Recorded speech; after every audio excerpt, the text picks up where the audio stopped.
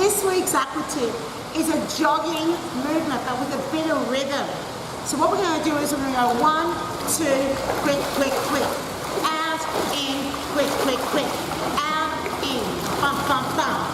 1, 2, 1, 2, 3. 1, 2, quick, quick, quick. Boom, boom, quick, quick, quick. And we're also going to take it wide. So out, in, quick, quick, quick. In, out, quick, quick, quick. Out, in, quick, quick, quick. In, out, quick, quick, quick. And then you can put them together, right?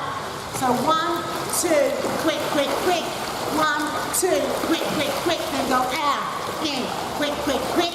Out, in, quick, quick, quick. So let's talk about the hands because they're the primary movement pattern that you really want to focus on. You're always grabbing the water in that you're pushing and you're pulling back. So it's 1, and then the hand pulls back. 2, even when you're doing the quick. So it's 1, 2, quick, quick, quick. So you're allowing the fingers to drag the water back rather than going 1, 2, boom, boom, boom. Yeah, you don't move the water as effectively back. Also, when I turn my fingers down, I want to pull my elbows back. It makes it more comfortable. When you go wide, out, in, quick, quick, quick. You're also turning the hands out and under. So you're pushing away and you're pulling it back in. So you're always pushing and pulling the water in any direction.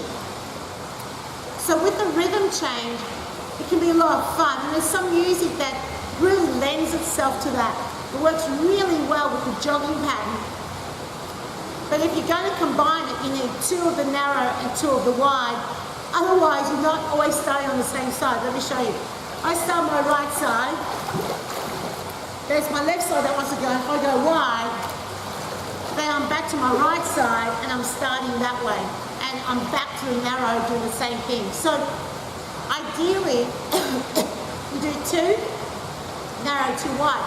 But if you're a clever chappie and your participants are super coordinated, you could do a set which starts with the right arm and then goes wide with the left arm and then repeat the whole thing a little bit later, starting with the left arm, going wide with the right arm. I've been teaching a long time and I have lots of clients that come to my classes and have been for a long time, like 20 plus years. And I really want to focus on the workout. First and foremost, the coordination is important. For me, this one's a bit of too much coordination, not enough emphasis on the workout. If I had that move and I was doing it for a long time maybe, that's not a move I do every single week. So I prefer to do 2 of each. Look, it's up to you. What do they say? 1 half and a dozen or another? I don't know. Anyway, whatever that saying is, doesn't really matter. You get to choose, it's your Aqua class, right? So, but you want to make sure they lift their knees up, yeah? Especially when you're going 1, 2, quick, quick, quick. They've got to be on their toes. And they've got to be lifting knees up high. I noticed in my class this morning, there were some people that were going up, little, up, little for the small ones because they were under the impression that the quick, quick, quick need to be small. I don't want quick, quick, quick to be small. I want quick, quick, quick, quick, quick to be just as big. So obviously the tempo of the music is going to be important. Great little activity, great way to change up your jogging routine, and that's this week's Aqua tip. The rhythm jog is actually not a very difficult exercise to demonstrate on pool deck, but you need to be a little bit energetic about it, alright? So, this is how I would teach it. Alright, jogging. 1, 2, quick, quick, quick. Out, out, quick, quick, quick. Out, out, quick, quick, quick. Fingers wide, and once you grab the water like you're pouring your way through it, but you're not traveling anywhere.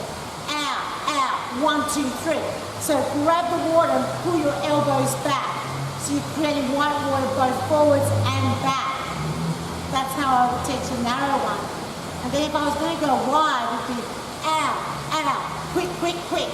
Out, out, quick, quick, quick. Make sure that your hands are turning against the water. Create as much white water as you can. So you will demonstrate, you would have seen me demonstrate a couple of things. Firstly, I demonstrated the whole movement, and then I stopped. I focused on the arms. I think the arms are key to this particular exercise. And then later you can also mention jogging on your toes and lifting your knees higher than your hips.